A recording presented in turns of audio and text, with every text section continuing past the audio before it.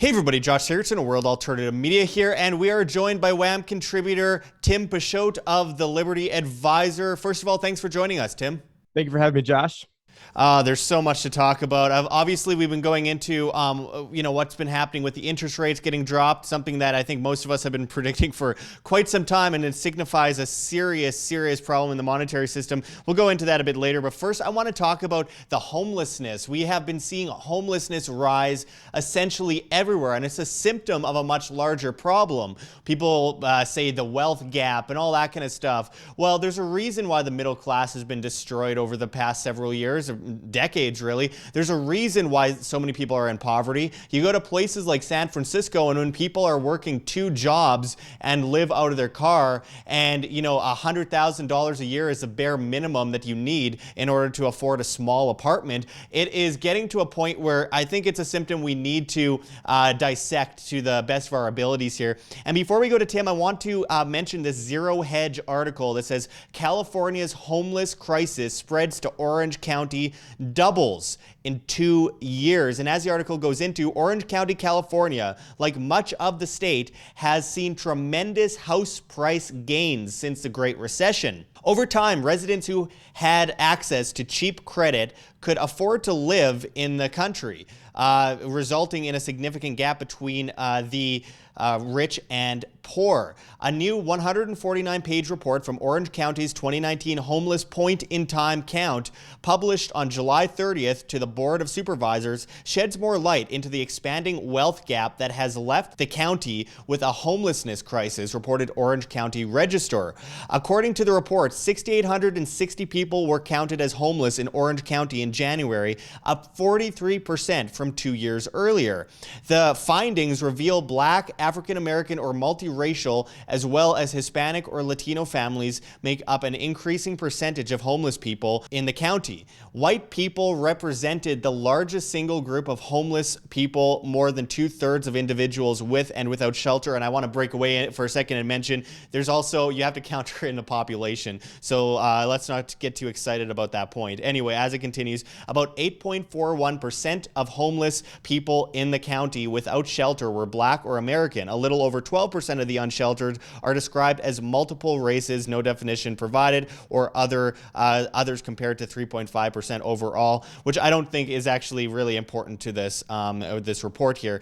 But the point is, as this stat says, about 1 in 4 homeless people in Orange County, totaling 1,654 people, reported having mental health issues. So we've been talking a lot about, obviously, the mental health issue in the country as well, and that's a huge, huge issue that plays into a lot of the shootings, a lot of the depression, suicide rates skyrocketing. But a lot of those mental health issues are really made worse by the economic conditions in a country. And we see that with a lot of the homeless who have, well, I mean, would you go crazy if you had to, for example, be homeless in Arizona or Nevada and be in 120-degree heat all summer? Would you go crazy if you worked as hard as you possibly could and strived for greatness and ended up getting taxed 50 to 65% of your income and ending up on the streets, even though you've done everything right? There's a lot that plays into this, and I wanted to go to Tim for this. Tim, I think a lot of this has to do with the central banking system. Inflation, the same thing with the wage gap, the so-called wage gap. I think that has a lot more to do with the central banking system than people realize. Can you go into how central banking, inflation, all this stuff leads to such vast poverty that we're seeing all over the world, not just in the United States, but basically everywhere lately? Yeah, and there's one thing that the indoctrination system, at least in America, it gets people into thinking in a very, reactive, and everyone's always trying to attack the symptoms. And so you will see a lot of people who say, we need to fight for 15, or we need to have a higher minimum wage. And what they're really trying to do is acknowledge the fact that people can't get by today on what they couldn't get by on just a few years ago. But the main reason for that is because when central banks print money, and they've been printing money ever since 2008, because as soon as basically America stopped printing money late 2014, by America I mean the Fed, which is not technically America. But as soon as we stopped printing money, then the European central bank started printing money, the Bank of Japan started printing money, and it became this giant hot potato. But what happens to that money is that mainly it's first used by these zombie banks like Deutsche Bank to keep them alive, where Deutsche Bank can potentially borrow money at negative interest rates, which distorts everything. And so it's the richest people in the world get access to the money first, and then by the time it trickles down to the second class citizens, we've got to borrow money at 20-25%.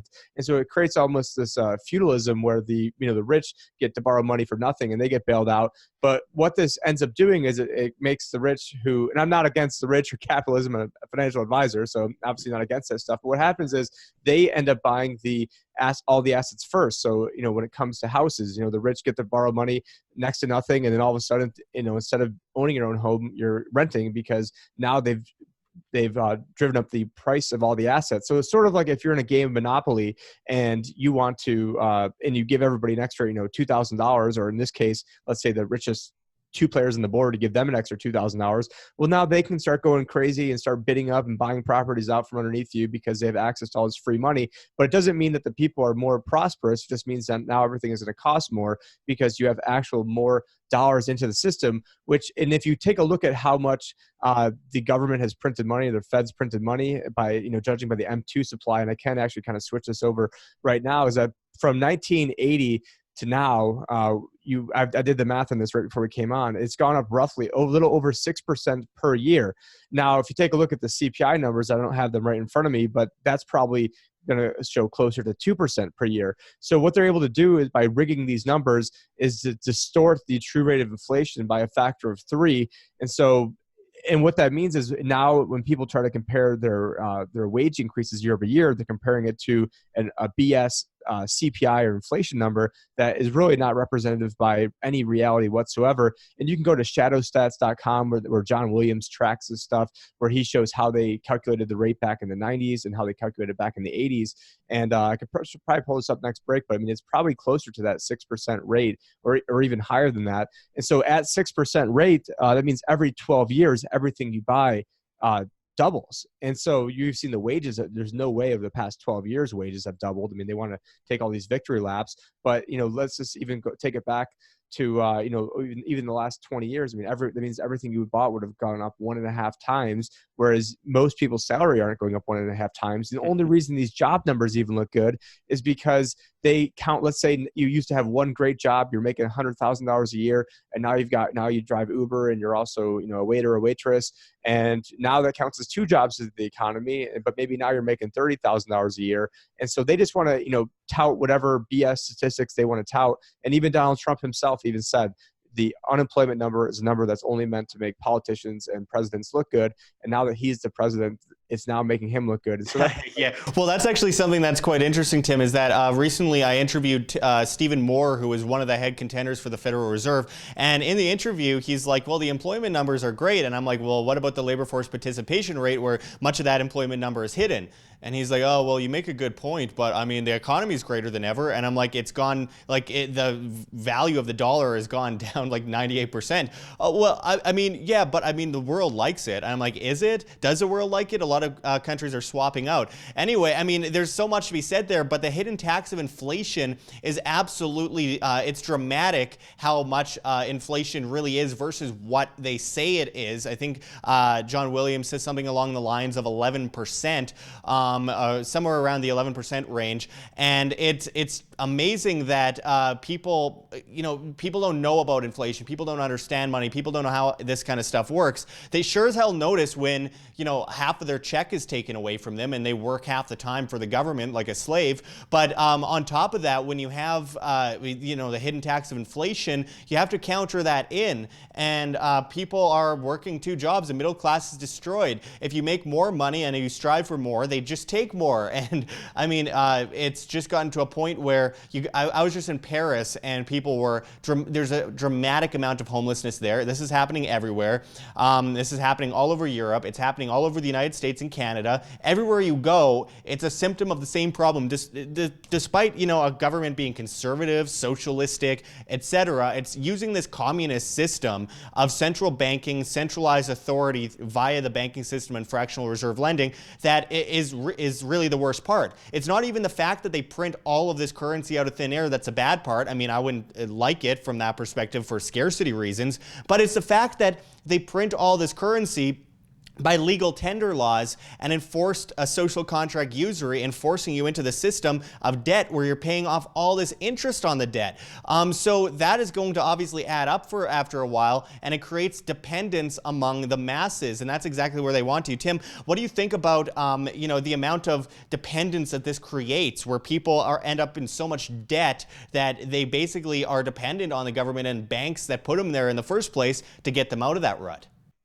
Well, I know that at least when Obama was in there, he had two of his teachers were named Cloward and Piven, and basically their entire strategy was to come in and overwhelm the welfare system. So then that way, eventually, when everything collapses, they could then build it even a more communist type structure. But one thing people don't realize, because the inflation rate it's tied into other rates as well. So when they calculate the GDP numbers, what they do is let's say the real GDP was up 4%, and then they say the inflation rate was 2%. When you subtract 4 minus 2, the GDP grew by 2%. But if the GDP, and right now I'm on John Williams' shadow stats right now, by the just kind of eyeballing this right now, but approximately about 9% inflation versus the stated inflation rate is, closer to 2 or even a little bit below 2.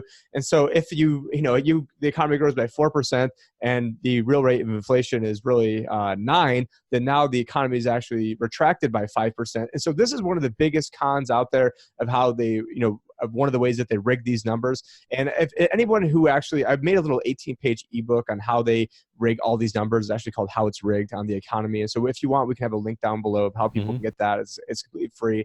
And the reason I made that is because I didn't want to just, go out there and complain about these numbers being rigged. I wanted to actually spread the awareness on how they're actually doing this and how they're rigging these numbers, because it's not really that obvious, but they do it in so many different ways. Like, let's say, even right now I'm holding up an iPhone, and let's say, 3 years ago, this iPhone was probably $900. Well, the new ones, let's say, are $1,200. And so now that the new ones cost more, what they'll say is that, well, the new ones, you're getting so much more of a benefit. I forget what they call it. I think it's a hedonic adjustment is what they call it. And so now they're saying, oh, well, since you're getting, 30% more benefit, even though the price went up, 20%, actually now there's a 10% decrease in the inflation rate, as opposed to, I didn't do the actual real math on that, but you guys get what I'm saying. Yeah. Is that there's so many different ways that they rig these numbers that you can't really rely on anything. But I will say that the homeless are getting smarter if they want to be homeless in Southern California, because I used to joke around with my friends, because I'm from the snowiest city in America, and I'm like, why would anyone be homeless here in Syracuse? I mean, if you're homeless, you might as well just keep walking south, to get hotter weather. But I would not want to be homeless actually where I'm at right now in Arizona. But Southern California, if I had to pick a place, that's where I'd pick it. But look what they subsidize. Look what they try to get. They basically are asking for all this. They penalize everyone who's trying to make money. I forgot what their highest tax rate is, but I think it's close to like 13% in California. And it's just absolute pure craziness. So if you want to, and unfortunately, a lot of them are not moving here now. So you've got a lot of Californians moving to Arizona, a lot moving to, I think over by you as well, in Nevada. But yeah, it's just you get more of what you subsidize and you get less of what you penalize, and you penalize productive people making a lot of money. You're going to get less of them. And then if you subsidize, basically we're going to give you everything for free, then you're going to get more freeload. Now that's another symptom, Tim. When you look at most of these places, the places with the worst roads, the places with the worst forms of homelessness, poverty, debt crisis, inflated housing markets, etc. These places tend to be the most centralized places with the biggest governments and biggest government intervention, free stuff for everyone. And people don't seem to learn that maybe the thing that's causing all these problems in the first place is that vast amount of centralization and government control. Maybe the solution to government isn't more government. I mean, what do you think about that?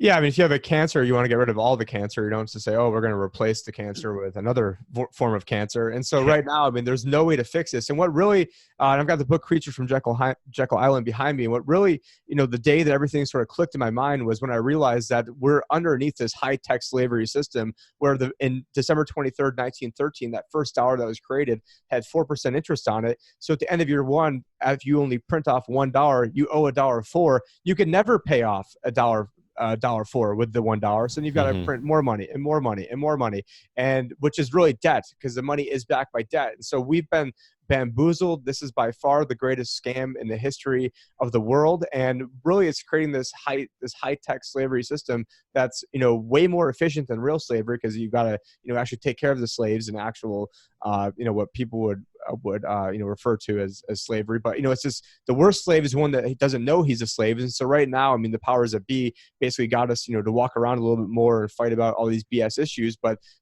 that's why Lord Nathan Rothschild said, I care not who makes laws, I care who controls the money, and I control the money. And so right now our money is being controlled, and that's why I'm a big advocate of crypto. That's why I've got a poster behind me that says King's Ransom, because it's a conversation starter for people that don't know what this is about. Is because our money is the money of the crown right now, which is why they're going to be freaked out about people using crypto, and which is why that they're trying to get ahead of this Libra, even though it's a crap stable coin. And then now you've got Walmart too in the picture as well, trying to come up with their own stable coin. Well, yeah, I mean, I think I'll even add to your point, the worst kind of slave is a slave that doesn't know he's a slave, but also begs for more slavery. And we see so much of that, especially in places like California, New York, Illinois. We see that in Baltimore and all those places as well. It's a problem, and they keep trying to cure that problem with what is causing the problem in the first place. It's epidemic of centralization and dependence, and it's exactly what the government and central banking system wanted in the first place, but they're ending up in a situation where they're starting to crumble at their foundations as well. They're completely bankrupt. But with that said, yeah, there's tons of solutions out there, and we see a lot of uprisings. We see what's happening in Paris with the yellow vest, in Venezuela, we see in Hong Kong. There are uprisings around the world, and while a lot of people protesting don't know why they're protesting, to be entirely honest there, I think it is it kind of goes back to what we're seeing with the central banking system printing vast amounts of currency, creating all this debt, and of course the crazy social programs that you see all across the board that are causing vast poverty as well. So yeah, again, there's so many solutions out there. I honestly think there's more solutions than there are problems. So gold and silver, in my opinion, is wealth insurance, and cryptocurrency as a means to hedge your bets against a dollar crisis. I think it will be the first time we truly see that come to action. Though, I mean, everything's been papered over since the Great Recession. It's never really ended. We've been in a depression since 2008, but it's been papered over with debt. Well, that comes to an end eventually as well. And decentralized, properly fundamentally useful cryptocurrencies and blockchain infrastructure technologies can help a lot. Most of them are terrible, but some are changing the world. So there's many options. I think people need to diversify, obviously. But anyway, Tim, as we close this off, what's your bottom line for people that are watching this, that obviously most people are feeling the pain of this crisis? Yeah, the number one thing you're going to want to conserve, because I see people say, I'm conservative all the time, but the main thing you want to be able to conserve is your purchasing power. So in a scenario where, it's not impossible to think that the Fed, probably within the next, 3 or 4 years is probably going to actually start printing money again and probably having the rates go back down to zero, it could actually force, stock prices up to the roof. Now, I know we've seen in other countries where the stock market's up, 50%, but the inflation rate's 100%, so you still lost 50% of your money. And so, I just hate to see, so many people out there who are going to get really conservative, and what they think is conservative, they're going to put all their money into fiat, which could be a good thing to do initially, as people always do the wrong thing first. So for a while, as you see asset prices going down, being in cash could be a good thing. But then if the response is to print a whole bunch of money, then your cash could be worth less and less and less as they print more money. And the last thing I want to leave off is, I saw a meme a week or two ago where it said that back in the day, people, that one of the worst case scenarios is to live by a van down the river, and now it's like a goal of people. It's like, hey, and now I've got my own pimped out van, I live down by the river, and it's awesome. So it's just funny like how things have kind of all, I guess it's not funny, but sort of a gallows humor of where we're at today. Oh, absolutely. It's very true. And obviously, when it comes down to it, I know people will say, well, you can't eat gold. You can't eat. Well, of course you can. That's just part of the solution. I mean, I think the most important part that everyone has to remember is self-responsibility and sustainability, whether that be financial sustainability or individual sustainability, being able to grow your own, being able to conserve food and water, etc. I think those are very important because when it comes down to it, antibiotics, stuff like that, just different things that you need to conserve for yourself in the case of a financial crisis, because I believe the one that's coming up soon that we're already kind of in, but the climax of it is probably going to be worse than anything we've ever seen because it's been pushed off so long. So with that said, I think it's more important than ever that people be more independent. And that's a dirty word these days, independence. I mean, what, we're supposed to depend on mommy and daddy government. No. We need to be independent. We need to break free from that complex of dependency because it'll mean the sustainability and the freedom of yourself and your family going forward. So I think that's very important. But of course, from financial means, everything that Tim said, what I said, I mean, just look into this stuff. If you don't understand money, you should, because if you don't understand your money, you can't control your own money, and therefore someone else is controlling your money, and you don't want that because you know what they depend on. They depend on the dependence of the populace. So anyway, thanks for going into this with us, Tim. And until next time, this is Josh Sigurdson and Tim Picciott signing out from World Alternative Media. Find the truth, be the change.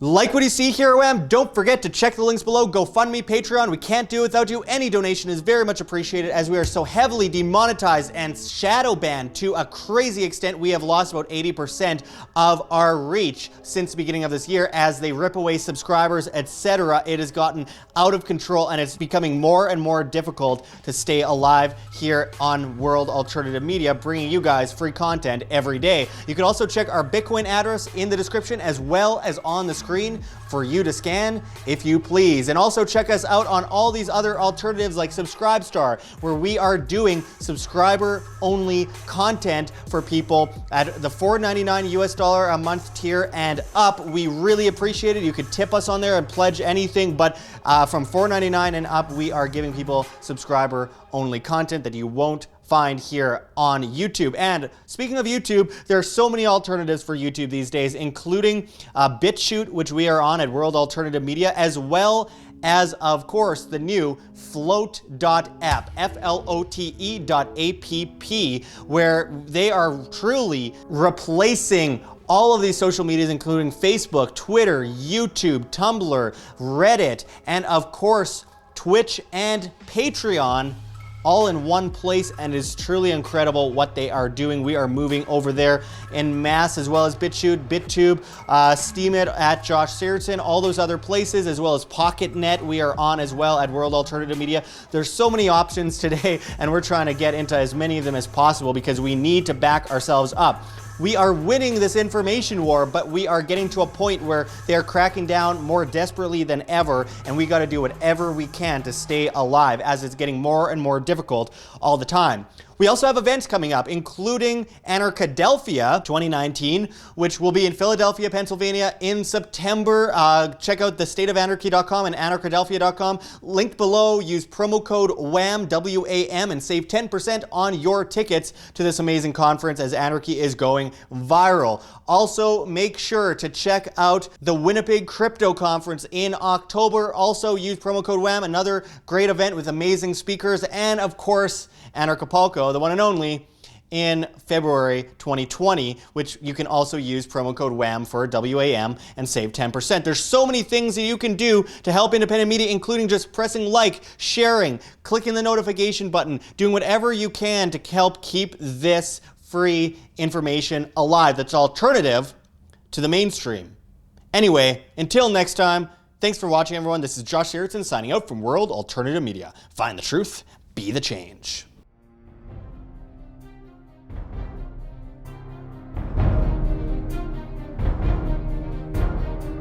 I'm sure you have already changed people's minds in your young age because you're involved, and I like that.